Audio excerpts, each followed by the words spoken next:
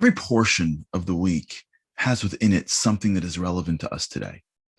But maybe this week is maybe of the most relevant. In fact, this week's Torah portion, I believe, takes place maybe every single day in almost every single person. On the surface, it's the story of the spies. Jews come out of Egypt, manna from heaven, clouds of glory. They get the Torah on Mount Sinai, the wind's in their back, the nation is ready to roll, and God says, let's go. Time for the promised land. And the Jews get to the banks of the promised land, and as they get close enough, they go, let's send in some spies to just check out what's really going on. Spies go in, spies come out, they gather the nation together and say, yeah, we're gonna die. Yeah, no, it's bad. Like really bad. Like there are giants in there.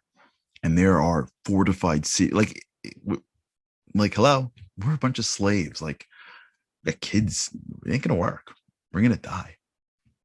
And the nation cries. They want to go home. They don't want to go in. And the rabbis teach us that this day was a day that will be known for eternity until redemption as the day of destruction. This took place on Tisha B'Av, which is the essence of our destruction ever since. Something happened that uncovered the root of our failures, of our inabilities, of our destruction. If you look at it, like, what was so bad? Like, what was so bad? They didn't serve an idol. They just said they were scared. Like, I don't know, there were giants. The cities were fortified. Like, the report was quite accurate. And if you look around to a nation of slaves, yeah, I wouldn't pick the Jews. Like, if I had an under or over, like if I were betting on who'd win this game, I wouldn't pick the Jews. I'd pick the Giants. So why is it such a big deal? And why is this day the day of destruction? So if you look later on into the report, you find something interesting. They actually give up what's really going on. They say maybe one of the most famous words, I believe, in Torah, which is "V'nihi be'einenu kechagavim."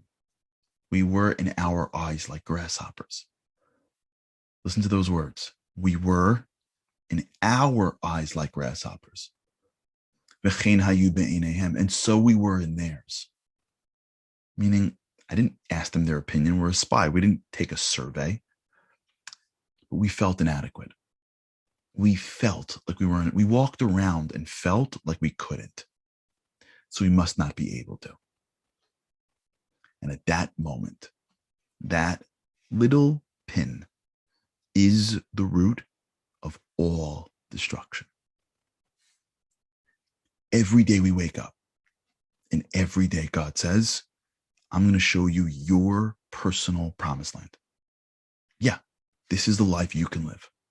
It's in front of you. You know it. Think you know it. No one else may know it. But if you really search, you will. It's the family. It's the community. It's the career. It's the job. It's the task. There's something that is the next level for you. But here's the secret, God says. In order to get into the promised land, I'm going to package it in challenge. You don't just roll into the promised land, right? You think I'm putting you on coach buses and driving you into like Jerusalem for like a shawarma? Like, are you kidding? Nah, that's not how we roll. Here's how it looks. You earn stuff in this world. So when you take the promised land, you know what it's going to look like? Giants and fortified cities. I am packaging your promised land in challenge. And when you look at that challenge, you're going to say, hold on, let me see in the past if I've done this before. And you're not really going to find it. Because usually growth is things that you haven't done yet. So when you look at your life every day, every week, every month, usually what you're going to see is challenge. And your brain's going to say, we haven't done this before. But God says who you were is not who you will be. You get a choice every single day. Do you go out there and face the giants? Do you go out there and face the cities and bring out the power that I have that I put inside you and achieve your promised land? Or do you complain and cry and want to run back? That's the choice. Because on paper, it doesn't make sense. But last I checked, on paper, you don't make sense. Not only does your body not make sense, but for sure your nation don't make sense. And every single day, me and you fight with God. God says, I believe in you. And we say, no, God, you're wrong. I'm a grasshopper. I can't do this. And God says, no. Look, I'm giving you the next assignment. And you go, no, God, you don't get it. I can't handle this assignment.